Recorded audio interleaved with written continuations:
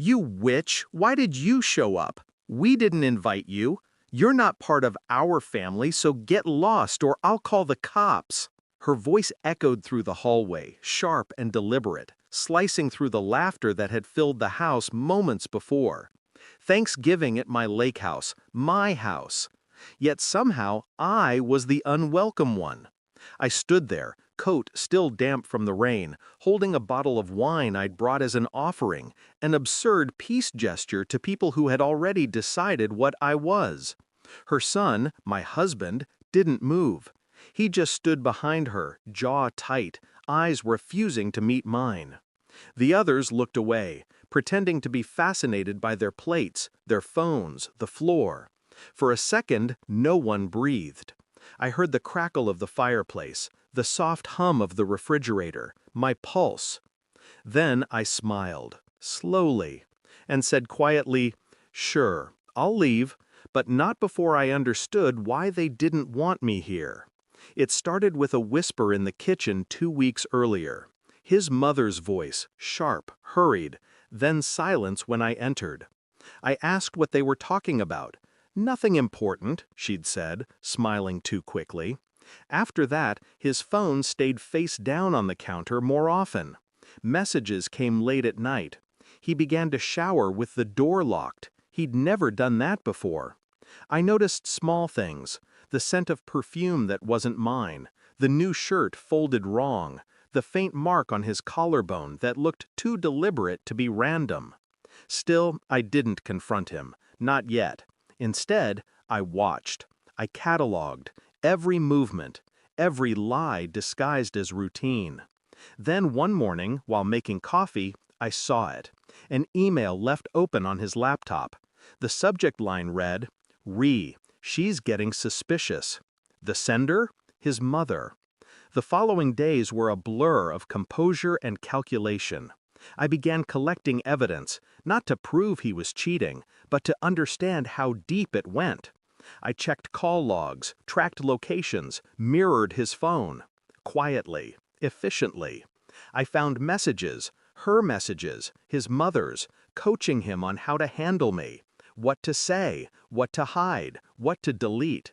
There were mentions of another woman, someone they both knew, someone they approved of. A woman his mother had always thought was a better fit. It wasn't infidelity, it was replacement.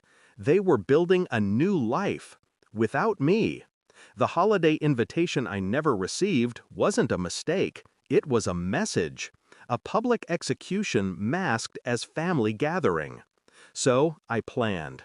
If they wanted a performance, I'd give them one, but not the one they rehearsed. The day before Thanksgiving, I sent his mother a message from an anonymous number. A simple line. He told me everything. "See you at the lake house." I wanted her unsettled, off balance. I wanted the stage tilted in my favor. When I arrived that night and saw the fear flicker across her face, I knew she had received it. They tried to play it calm, but panic clings to people. It hums beneath the skin. I placed the wine bottle on the counter. It wasn't wine, of course. Inside was a folder, printed emails, screenshots, photographs, proof. When I walked toward her, her voice trembled for the first time. "What's that?" I handed it over. "Your script," I said. She opened it. Her expression collapsed in slow motion. First confusion, then recognition, then pure, silent terror. Her son stared at the pages, then at me. His mouth opened, but nothing came out. I didn't need to say anything else. The truth was already screaming from the paper. They followed me out onto the porch, voices pleading, breaking. "Please, we can explain." "No," I said. "You already did." The night air was freezing. The lake was still, black as ink. Their reflections shimmered behind me, distorted, desperate. I turned back once, just to see them crumble. His mother clutching the folder like it might disappear. Him standing beside her, pale, hollow-eyed. Two conspirators stripped of illusion. "I'll send the copies to your church, your work, and your lovely, better fit," I said softly. But don't worry, I won't ruin you completely.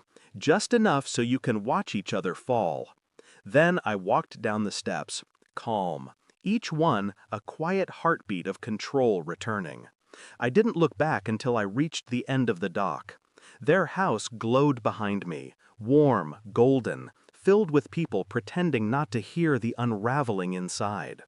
The lake reflected none of it, only darkness. I sat there for a while, listening to the water lap against the wood, the wind cutting through the trees like a whisper.